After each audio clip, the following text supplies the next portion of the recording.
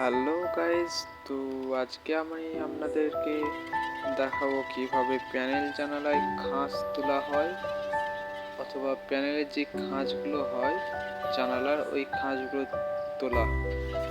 তো একটা সম্পূর্ণ প্যানেল কীরকমভাবে তৈরি হয় ভিডিও সেটাই দেখাবো। ভিডিওটা ভালো লাগলে লাইক করে দেবেন, চ্যানেলটা সাবস্ক্রাইব করে আমাদের পাশে থাকবেন যাতে এরকম সকল প্রকার ভিডিও আপনারা পেয়ে যান। আর কোনো কিছু জানার থাকলে অবশ্যই কমেন্ট করে জেনে নেবেন।